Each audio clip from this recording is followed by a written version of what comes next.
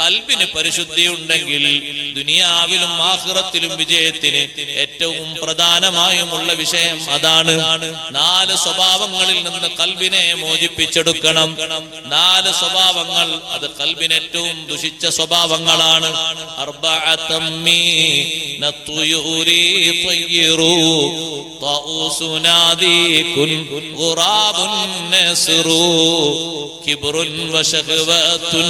വഹിർസുൻ വൽഉജുബ് വഹാദിഹി അഖ്ലാഖു അസ്ഹാബിൽ കദിബ്. ഖൽബിന്റെ 4 കേടുവരുത്തുന്ന 4 സ്വഭാവങ്ങൾ എണ്ണി പറഞ്ഞപ്പോ മഹാന്മാർ എണ്ണി പഠിപ്പിച്ചല്ലോ. കിബ്റുൻ, അഹങ്കാരം, അതേറ്റവും വലിയൊരു രോഗമാണ്. എന്താ സഹോദരങ്ങളെ അഹങ്കാരം എന്ന് പറഞ്ഞാൽ? അഷ്റഫുൽ ഖൽഖ് സല്ലല്ലാഹു അലൈഹി വസല്ലം തങ്ങൾ പഠിപ്പിച്ചു, അഹങ്കാരം എന്ന് പറഞ്ഞാൽ ബത്റുൽ ഹഖ് വഗംതുൻ നാസ്, സത്യത്തെ അവഗണിക്കുക. ഒരാൾ ഒരു സത്യമായ വിഷയം പറഞ്ഞു കൊടുത്താൽ സ്വീകരിക്കൂല. അത് ഇപ്പത്തെ കാലത്ത് കൂടുതൽ അങ്ങോട്ടും ഇങ്ങോട്ടൊന്നും പോണ്ട. ബാപ്പ മക്കളോട് പറഞ്ഞതും, ഭർത്താവ് ഭാര്യയോട് പറയുന്നതും, ചേട്ടൻ അനുജനോട് പറഞ്ഞതും, കൂട്ടുകാരനോട് പറഞ്ഞു ഒക്കെ വായിച്ചാ മതി. ഒരു ഉസ്താദിന്റെ ശിഷ്യന്റെ മാത്രം വായിക്കണ്ട, എല്ലാം ചേർത്ത് വായിച്ചോളൂ.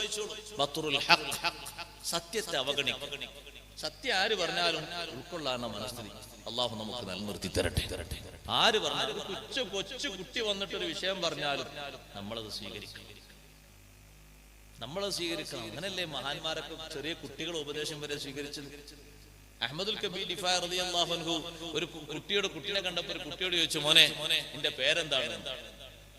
കുട്ടി തിരിച്ചൊരു ചോദ്യം, എന്റെ പേരറിഞ്ഞിട്ട് നിങ്ങൾക്ക് എന്താ കാര്യം? അപ്പൊ മഹാനവറുകൾ തീരുമാനമെടുത്തു, ഇനി ആവശ്യമുണ്ടെങ്കിൽ ആരോടും പേര് ചോദിക്കുള്ളൂ, ആവശ്യമില്ലാതെ ഒരാളോടും ഒന്നും ചോദിക്കൂല. ആ കുട്ടിയുടെ മറുപടിയിൽ നിന്ന്, അല്ലാതെ ആ കുട്ടിനെ ശപിച്ചതല്ല, ഒരു കുസൃതി കൂടിയ കുട്ടി അങ്ങനെ പറഞ്ഞല്ല, ആ കുട്ടി പറഞ്ഞ മറുപടിയിൽ നിന്ന് മഹാനവറുകൾ സ്വീകരിച്ച ഗുണപാടാണത്. ശരിയാണല്ലോ മോൻ പറഞ്ഞേ, എനിക്കിപ്പോ ആ പേര് കിട്ടിയിട്ട് എന്താ കാര്യം?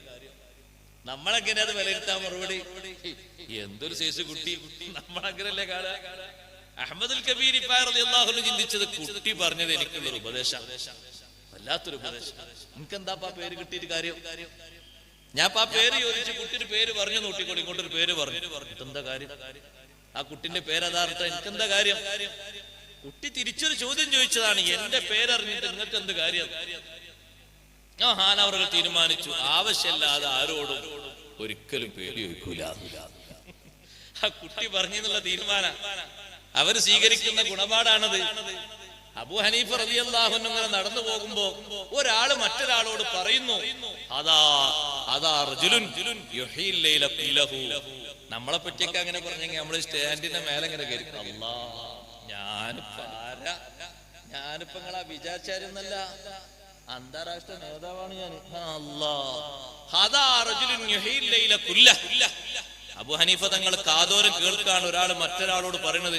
അപ്പോകുന്ന ആളെ കണ്ട, കൂടെ നിൽക്കുന്ന ആ കുറച്ചൊക്കെ ഹൈറ്റ് ഉള്ള ആളെ കണ്ട, രാത്രി മുഴുവനും ഹയാത്താക്കുന്ന നല്ലൊരു മനുഷ്യനാണ്, രാത്രി മുഴുവനും ഹയാത്താക്കുന്ന നല്ലൊരു മനുഷ്യനാണ് എന്ന് പറഞ്ഞപ്പോ അബൂ ഹനീഫ റളിയല്ലാഹു അൻഹു ചിന്തിക്കാണ്, പടച്ചോനെ എന്നെ പറ്റിയാണോ ആ പറയുന്നത്? പേടിച്ചു, എന്നെ പറ്റിയാണോ പടച്ചോനെ ആ പറഞ്ഞത്? എന്നെ പറ്റിയാണോ ആ പറയുന്നത്? ആ വർത്താനം. അല്ലാഹുവേ, ജനങ്ങളെ മനസ്സിൽ അങ്ങനെ ഒരു ധാരണയുണ്ടെങ്കിൽ, അവരെ മനസ്സിലെ ധാരണക്കനുസരിച്ചെങ്കിലും ഞാൻ നിന്റെ അടുക്കൽ നല്ല ആളാകണം. പിന്നീട് വഫാത്ത് വരെ നീണ്ട 40 കൊല്ലം അഹ്യല്ലൈല കുല്ലഹു, രാത്രി മുഴുവനും ഹയാത്താക്കി പോയി. ഒരാള് മറ്റൊരാളോട് പറഞ്ഞൊരു വർത്തമാനം കേട്ടപ്പോ പേടിച്ചുപോയി. അതിൽ അഹങ്കരിച്ചതല്ല, അതിൽ വലുതായതല്ല, ഞാൻ അങ്ങനെയാണ് എന്ന് മറ്റൊരാളോട് പറഞ്ഞതല്ല, എന്റെ മഹത്വം കേട്ടോ എന്ന് പറഞ്ഞതല്ല. കേട്ടപ്പോ പേടിച്ചുപോയി, ആലോചിച്ചുപോയി. ജനങ്ങളെ പിന്നെ പറ്റി ഇങ്ങനൊക്കെ ധരിക്കുന്നുണ്ടോ? അല്ലാ, ഞാൻ അങ്ങനെയല്ലല്ലോ. അങ്ങനെയാണ് മഹാനവറുകൾ, എന്നിട്ടും ചിന്തിക്കുന്നു അങ്ങനെയല്ലല്ലോ അല്ലാ. ചില രാത്രിയൊന്നും എനിക്കതിന് സാധിക്കാറില്ലല്ലോ. ഇങ്ങനെ ഒരു ധാരണ എന്നെ പറ്റി ആളുകൾക്കുണ്ടെങ്കിൽ അവരെ ധാരണക്കനുസരിച്ചെങ്കിലും നിന്റെ അടുക്കൽ ഞാൻ നല്ല ആളാകണ്ടേ എന്ന് ചിന്തിച്ച് പേടിച്ചു പോയി. പിന്നെ ജീവിതകാലമുള്ള 40 കൊല്ലവും രാത്രി മുഴുവനും മഹാനവറുകൾ ഹയാത്താക്കി പോയി. സുബ്ഹാനല്ലാഹ്. ഇങ്ങനെ ചിന്തിക്കുന്നവരുടെ ചിന്ത അവരുടെ ഖൽബിലുള്ള വിശാലതയാണ്. തീരെ ഒരു ലെവലേശം കിബർ തൊട്ട് തീണ്ടാത്ത രൂപഭാവങ്ങളാ സഹോദരങ്ങളെ. കിബർ എന്ന് പറഞ്ഞാൽ ബത്റുൽ ഹഖ്, സത്യത്തെ അവഗണിക്കുക, വിസമ്മതിക്കുക. വഗംതുന്നാസ്, ജനങ്ങളെ നിസ്സാരവൽക്കരിക്കുക, മറ്റുള്ളവരെ കണ്ണിൽ ചെറുതാക്കുക. ഒരാളെയും നിന്റെ കണ്ണിൽ നീ ചെറുതാക്കരുത്, ആരെയും നിന്റെ കണ്ണിൽ നീ ചെറുതാക്കരുത്. ഏതൊരാൾക്കും നിന്റെ കണ്ണിൽ നീ സ്ഥാനമാനം കൊടുക്കണം. ആർക്കാണ് സഹോദരങ്ങളെ ചെറുപ്പം കൊടുക്കാൻ കഴിയുന്നത്? ആരെയാണ് നമ്മുടെ കൽവിൽ ചെറുതാക്കാൻ തോന്നുന്നത്? ഒരാളെയും നമ്മുടെ കൽവിൽ ചെറുതാക്കരുത്. നമ്മെക്കാളും വലിയ ആളെയും നമ്മെക്കാളും ചെറിയ ആളെയും എല്ലാവരോടും നമ്മുടെ കൽവിൽ വലുപ്പമുണ്ടാകണം. അതേ, നീ കാണുന്നത് ഒരു ചെറിയ കുട്ടിയെയാണെങ്കിൽ ആ കുട്ടിയെ സംബന്ധിച്ച് നീ വിലയിരുത്തേണ്ടത്, പടച്ചോനെ എല്ലാവരിലേക്കും നല്ല മഹത്വത്തോടെ നോക്കണം. നിന്നിലേക്ക് മാത്രം നീ പോരായ്മയുടെ കണ്ണുകൊണ്ട് നോക്കണം. പോരായ്മ നോക്കാൻ ഉദ്ദേശിക്കുന്നുണ്ടോ? നിന്റെ കൽബിലേക്ക് നീ നോക്കണം. ഒരു ചെറിയ കുട്ടിയാണോ നീ കാണുന്നത്? നീ പറയണം, അദാലം യസില്ല, ഈ കുട്ടി അല്ലാഹുവിനൊരു ദോഷവും ചെയ്തിട്ടില്ലല്ലോ. ഞാൻ അല്ലാഹുവിനെ എത്ര എതിര് ചെയ്തു, എത്ര ഫർള് ഞാൻ ഒഴിവാക്കി, എത്ര ഹറാമ് ഞാൻ എടുത്തുപോയി, എത്ര കറാഹത്ത് ഞാൻ പതിവാക്കി പോയി, എത്ര അനാവശ്യങ്ങളിൽ ഞാൻ ഒരുമിച്ച് കൂടിപ്പോയി. ഈ കുട്ടി എന്നെക്കാളും നല്ലവനാണ് എന്നതിൽ സംശയമില്ല. ചെറിയൊരു കുട്ടിയെ കണ്ടപ്പോ നിന്റെ മനസ്സിൽ വരേണ്ട ധാരണ, ആ കുട്ടി പഠിച്ചോനെ പ്രായപൂർത്തി എത്തുന്നതിന്റെ മുമ്പ് ആ കുട്ടി അങ്ങ് വിട വാങ്ങിപ്പോയാൽ ആ കുട്ടിക്ക് എന്തൊരു സുഖം, നേരെ സ്വർഗത്തിൽ. എനിക്കതിന് കഴിയൂലല്ലോ. പ്രായവും പക്വതയൊക്കെ നീ തന്നില്ലേ, ചെറുപ്പത്തിൽ തന്നെ മരിക്കാനും പറ്റിയില്ലല്ലോ. ചെറിയൊരു കുട്ടിയെ കാണുമ്പോ നിന്റെ മനസ്സിൽ വരേണ്ട വിചാരണ, നീ ഒരു വലിയവനെ കണ്ടാലോ നിന്നെക്കാളും പ്രായമുള്ള ആളെ നീ പറയണം, ഹാദാ ഖൈറും മിന്നി, എന്നെക്കാളും നല്ല ആളാണ്. അബദല്ലാഹ ഖബലി, എന്റെ മുമ്പ് അല്ലാഹുവിനെ ഇബാദത്തെടുത്ത് തുടങ്ങിയല്ലോ. എന്റെ മുമ്പ്, ഞാൻ ജനിക്കും മുമ്പ് മൂപ്പർ അല്ലാഹുവിനെ ഇബാദത്തെടുത്ത് തുടങ്ങിയിട്ടില്ലേ, നിസ്കരിച്ചിട്ടില്ലേ, മറ്റു കാര്യങ്ങൾ ചെയ്തിട്ടില്ലേ? ആ വലിയ ആളെ പറ്റി നിന്റെ ധാരണ അങ്ങനെയാണ്. ഒരു പണ്ഡിതനെയാണോ നീ കാണുന്നത്? നിന്റെ മനസ്സിൽ നീ വിചാരിക്കണം, എനിക്ക് നൽകപ്പെടാത്ത പലതും ഈ പണ്ഡിതന് നൽകപ്പെട്ടിട്ടുണ്ട്. ഞാൻ എത്താത്ത പല മേഖലകളിലും എത്തിയിട്ടുണ്ട്. എനിക്ക് വിവരമില്ലാത്ത പലതും അദ്ദേഹം സ്വായത്തമാക്കിയിട്ടുണ്ട്. പല വിവരങ്ങളും അറിഞ്ഞിട്ടുണ്ട്, എനിക്കതിനെ സംബന്ധിച്ചൊന്നും വിവരമില്ലല്ലോ. ഞാൻ എങ്ങനെ അതുപോലെയാകും? ഞാൻ അയാളെ പോലെയാണ് എന്നെങ്ങനെ വിചാരിക്കും? എന്നെക്കാളും എത്ര ഇൽമുണ്ട്, എന്നെക്കാളും എത്ര അമലുണ്ട്. ഞാൻ എത്താത്ത ഏതെല്ലാം മേഖലയിൽ അദ്ദേഹം എത്തിപ്പെട്ടു, എനിക്കങ്ങോട്ടെത്താൻ കഴിഞ്ഞിട്ടില്ലല്ലോ എന്നാണ് അപ്പോഴും നീ ചിന്തിക്കേണ്ടത്. വൈകാന ജാഹിലൻ, നീ കാണുന്നത് ഒരു വിവരവും ഇല്ലാത്ത ആളാണെങ്കിൽ, ഓനൊന്നും പഠിച്ചിട്ടില്ല, പഠിക്കാനുള്ള കഴിവും കിട്ടിയിട്ടില്ല, അങ്ങനത്തെ ആളാണെങ്കിൽ നീ പറഞ്ഞേക്കണം, ഈ മനുഷ്യൻ വിവരമില്ലാതെയല്ലേ തെറ്റ് ചെയ്തത്. അതേ സമയത്ത് ഞാൻ അല്ലാഹുവിനെ ധിക്കാരം ചെയ്തത് ബോധപൂർവമല്ലേ? അല്ലാഹു തആല എന്റെ മേലല്ലേ വലിയ പ്രമാണം വെച്ച് എന്നെയല്ലേ പിടികൂടുക. ഈ മനുഷ്യന് അല്ലാഹു തആല മാപ്പ് കൊടുത്താലോ, ഒരു വിവരവും ഇല്ലാതെ ചെയ്തതിന്റെ പേരിൽ അല്ലാഹു എന്തെങ്കിലും വിട്ടുവീഴ്ച ചെയ്തു കൊടുത്താലോ, എനിക്കത് ചിന്തിക്കാൻ കഴിയൂലല്ലോ. എന്ന മനസ്ഥിതിയാകണം നിനക്കുണ്ടാകേണ്ടത്. അതേ, മഹാന്മാര് പഠിപ്പിക്കുന്നു, നീ കാണുന്നത് ഒരു സത്യനിഷേധയാണ്, നീ ഈമാനുള്ളവനാണ്. അപ്പോഴും നീ ചിന്തിക്കണം, അല്ലാഹുവേ, അദ്ദേഹത്തിനെങ്ങാനും നീ തൗഫീഖ് നൽകിയിട്ട് ഇസ്ലാം സ്വീകരിക്കാനുള്ള അവസരം അല്ലാഹുവേ നീ നൽകിയിട്ട് നല്ല അമല് കൊണ്ട് സമാപിക്കാനുള്ള അവസരവും നൽകിയാൽ എന്റെ അവസ്ഥ എനിക്കറിയില്ലല്ലോ, ഞാൻ എങ്ങനെ ആയിത്തീരുമെന്ന് പറയാൻ കഴിയില്ലല്ലോ. ഞാൻ നല്ല ആളാണെങ്കിലല്ലേ, അവസാനം നല്ല നിലക്കായെങ്കിലല്ലേ എനിക്ക് എന്നെ പറ്റി പറയാൻ പറ്റൂ. ആ മനുഷ്യൻ നല്ല ആളായി തീരുകയും ഞാൻ മോശപ്പെട്ടവനാവുകയും ചെയ്താലോ? അങ്ങനെ എത്ര ആളുകളായിട്ടുണ്ട്? മുസ്ലിമായി ജനിച്ച് മുസ്ലിം അല്ലാതെ വിട്ടു പിരിഞ്ഞു പോയ എത്ര ആളുകളുണ്ട്? അല്ലാഹു കാത്തു രക്ഷിക്കട്ടെ. മുസ്ലിം അല്ലാത്ത രീതിയിൽ വളർന്ന് ലാസ്റ്റ് ഒരു ഘട്ടത്തിൽ ബോധോദയമുണ്ടായ സത്യം അവന്റെ മനസ്സിലേക്ക് പ്രകാശമായി ഉദിച്ചു വന്ന് ഈമാൻ സ്വീകരിക്കാൻ തൗഫീഖ് കിട്ടിയിട്ട് ആഖിബത്ത് നന്നായി പിരിഞ്ഞു പോയവരെത്രണ്ട്? അപ്പോഴും നിന്റെ ധാരണ ഉണ്ടാകേണ്ടത് അങ്ങനെയാണ്. അപ്പൊ പിന്നെ നിന്റെ ഖൽബില് കിബറിന്റെ ഒരു അംശം ഉണ്ടാകൂല. എല്ലാവരെ പറ്റിയും നിന്റെ വിലയിരുത്തൽ നല്ല രൂപത്തിലാണ്, നല്ല രൂപത്തിലാണ് നിന്റെ വിലയിരുത്തൽ. ആരെപ്പറ്റിയും മോശപ്പെട്ട രൂപത്തിൽ വിലയിരുത്തലില്ല. മോശപ്പെട്ട രൂപത്തിൽ വിലയിരുത്താൻ ഏറ്റവും നല്ലത് നമ്മുടെ ശരീരമാണ്. നമ്മുടെ ശരീരമാണ് മോശപ്പെട്ട രൂപത്തിൽ വിലയിരുത്താൻ ഏറ്റവും നല്ലത്. എന്നാ പിന്നെ ഒരു കുഴപ്പമില്ലായിരുന്നു. നമ്മുടെ ശരീരത്തെ പറ്റി, നമ്മുടെ മനസ്സിനെ പറ്റി നല്ല വിലയിരുത്തലാണ്. മറ്റുള്ളവർക്ക് അല്ലാഹു തആല എന്തെങ്കിലും നൽകിയതിനെ പറ്റിയിട്ട് നമുക്കൊരു കുറവും നമുക്കൊരു ഹസദും ഇല്ലാത്ത നല്ല ഖൽബ് കഴിയോ? ഒരാൾക്ക് അല്ലാഹു തആല അയാളെ അധ്വാന ഫലമായിട്ടോ സമ്പാദ്യം കൊണ്ടോ അനന്തരം കിട്ടിയ സമ്പാദ്യം കൊണ്ടോ ഒരാൾക്ക് അല്ലാഹു തആല ഒരു വാഹനം വാങ്ങാൻ തൗഫീഖ് കൊടുത്തു, ഒരു വീടുണ്ടാക്കാൻ തൗഫീഖ് കൊടുത്തു. നമ്മൾ എങ്ങനെയാണത് കാണുക? അനുകൂലമായിട്ടാണോ കാണുക, പ്രതികൂലമായിട്ടാണോ കാണുക? അനുകൂലമായി കാണാൻ കുറച്ച് പ്രയാസമായിരിക്കും.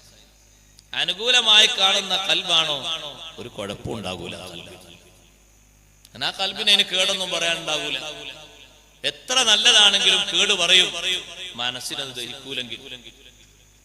നല്ലൊരു വാഹനം പോകുന്നു, നമുക്ക് നല്ലൊരു വാഹനം, അത്യാവശ്യം തിരക്കടില്ല, ഒരു കുടുംബത്തിനൊക്കെ പോകാൻ പറ്റിയ നല്ലൊരു വാഹനം. അപ്പുറത്തിരിക്കുന്ന ആളത് കേൾക്കുന്ന ആള് ചെറിയ കൽബിനൊരു സ്വയമാറ്റുള്ള ആളാണെങ്കിൽ അയാൾ പറയും, അതാപ്പൊ നല്ല വാഹനം, അതിനേക്കാൾ മുന്തി എത്ര നല്ല വാഹനം ഉണ്ട്, ഒരു വാഹനം വാങ്ങാൻ കണ്ടത്. അത് എന്താ, അയാളെ കൽബിനെ പിടിച്ചിട്ടില്ല, അയാളെ കൽബിനെ രസിച്ചിട്ടില്ല. എന്തിനാപ്പ ആ വാഹനത്തെ കുറവാക്കിയത്? അതൊരു നല്ല വാഹനം തന്നെയല്ലേ, അതിലും പോകാൻ പറ്റൂലേ കുറെ ആളുകൾ? അതും വിലപിടിപ്പുള്ളൊരു വാഹനം തന്നെയല്ലേ, നല്ലതും സമ്മതിച്ചൂടെ? സമ്മതിക്കാനുള്ള കൽബില്ല. ഒരു വീട് നോക്കില്ലേ, അത്യാവശ്യം നല്ല സൗകര്യങ്ങളൊക്കെ നല്ല വീട്. ഇങ്ങനെ വീടുണ്ടാക്കല്, ഇങ്ങനെ ആരെങ്കിലും മനുഷ്യന്മാരാരെങ്കിലും വീടുണ്ടാക്കും, ആ വീടിനൊരു കുഴപ്പമില്ല, ജീവിക്കാനും താമസിക്കാനൊക്കെ നല്ല സൗകര്യം ഉള്ളതാണ്. പക്ഷെ ഓന്റെ കൽബിക്ക് ദഹിച്ചില്ല. അവിടെ കേട്. മറ്റൊരാൾക്ക് അല്ലാഹു കൊടുക്കുന്ന ഏത് നിയമത്തിലും നല്ല രൂപത്തിൽ കാണാൻ പറ്റുന്ന ഒരു കൽബുണ്ടെങ്കിൽ ആ കൽബിനൊരു കേടും ഉണ്ടാവില്ല. അഷ്റഫുൽ ഖൽഖ് സയ്യിദുനാ റസൂലുള്ളാഹി സ്വല്ലല്ലാഹു അലൈഹി വസല്ലം തങ്ങൾ പഠിപ്പിച്ച വിശുദ്ധിയാർന്ന ഖൽബിന്റെ അടയാളം അങ്ങനെയാണ്. മദീന പള്ളിയിലേക്ക് സ്വഹാബത്തിന്റെ ഇടയിൽ, അവരുടെ ഇടയിലൂടെ കയറി വന്നൊരു പാവപ്പെട്ട മനുഷ്യൻ, ആ മനുഷ്യൻ വരുന്നതിന്റെ മുമ്പ്, ഒരു സ്വഹാബി വരുന്നതിന്റെ മുമ്പ് തങ്ങൾ പറഞ്ഞു,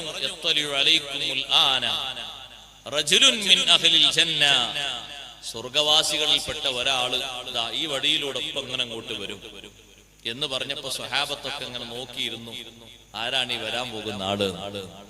സ്വർഗക്കാരിൽപ്പെട്ട ഒരാൾ ഇപ്പൊ വരുന്നു.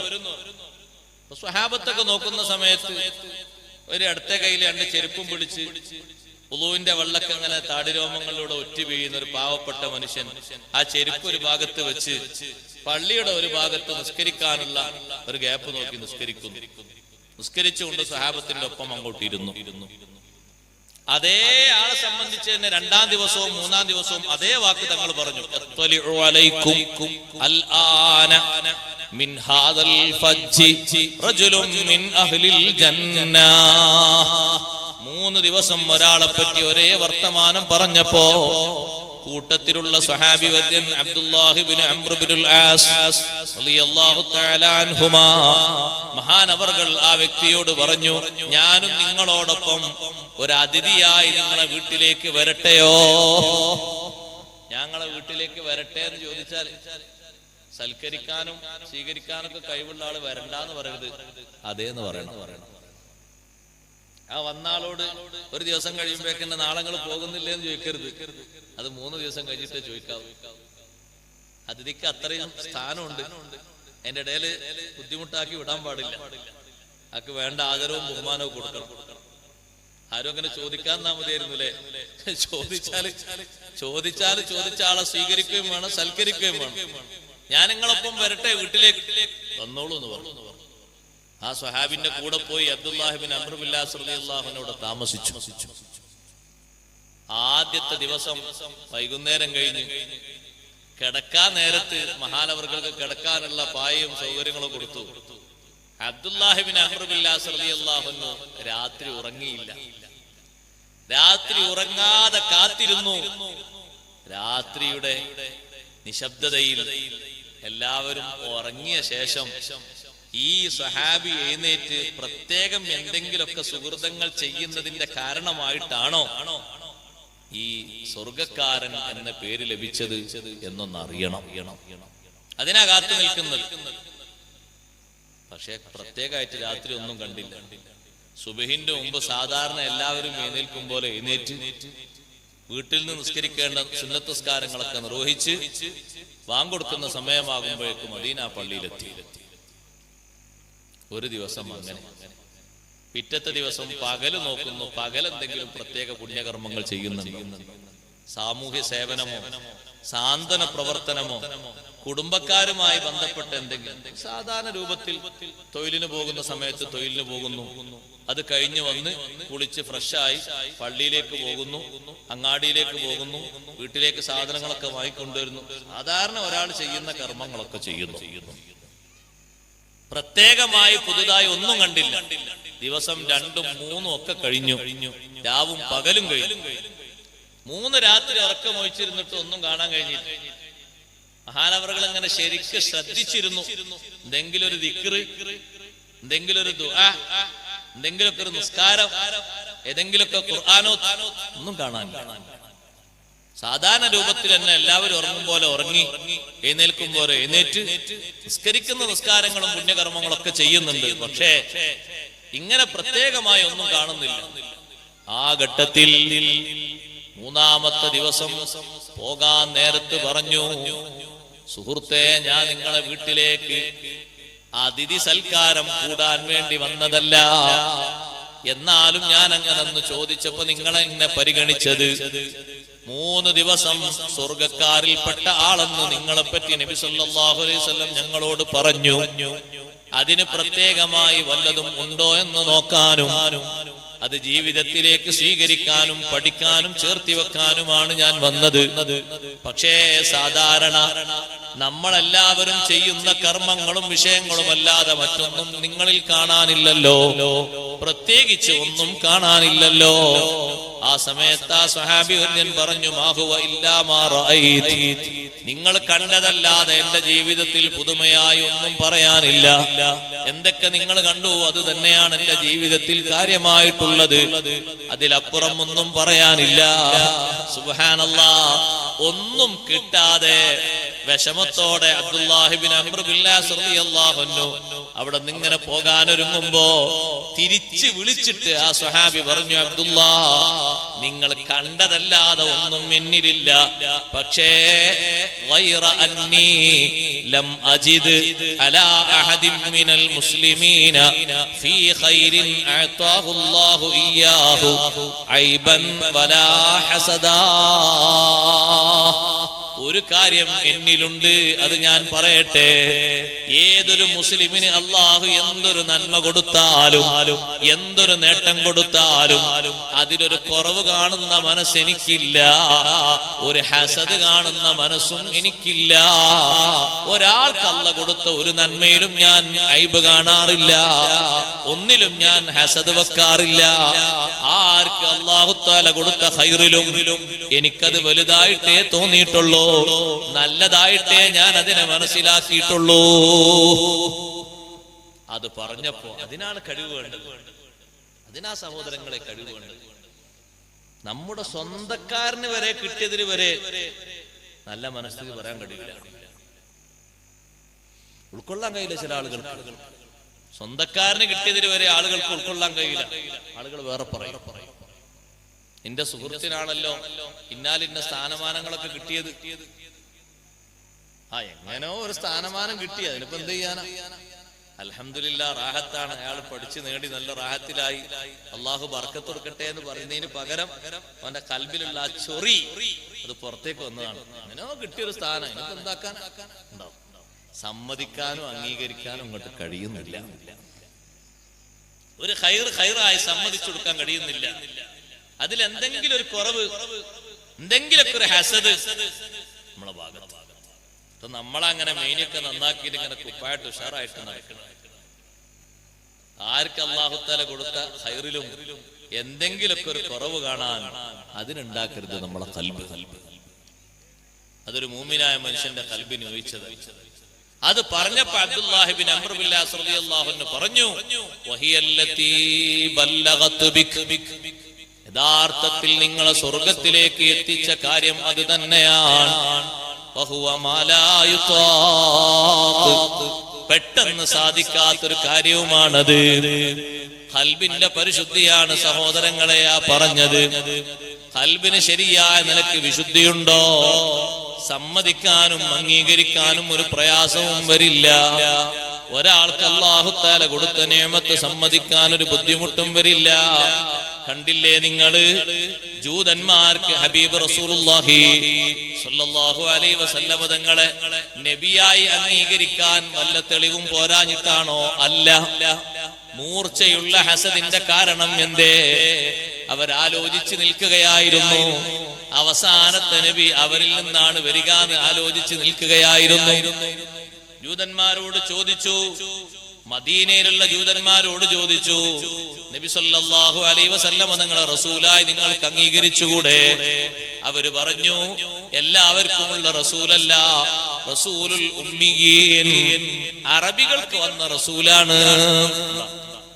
അല്ലാഹു തആല പറഞ്ഞു, വമാ അർസൽനാക ഇല്ലാ കാഫത്തൽ ലിന്നാസി ബശീറൻ വനദീറാ വലാകിന്ന അക്സറന്നാസി ലാ യഅലമൂൻ. എല്ലാവർക്കും റസൂലായിട്ടാണ് തങ്ങൾ അയച്ചത്. ഒരു അറബികൾക്ക് മാത്രോ, മക്കക്കാർക്ക് മാത്രോ, മദീനക്കാർക്ക് മാത്രോ അല്ല. പക്ഷെ പല മനുഷ്യന്മാർക്കും അത് ഉൾക്കൊള്ളാനും മനസ്സിലാക്കാനും കഴിയൂല. ജൂതന്മാർക്ക് അടയാളങ്ങൾ കിട്ടാഞ്ഞിട്ടാണോ? അല്ല. നബിയാണെന്ന് അറിയാഞ്ഞിട്ടാണോ? അല്ല. ഹസദിന്റെ മൂർച്ച കൊണ്ട് വിശ്വസിക്കാൻ കഴിയില്ല.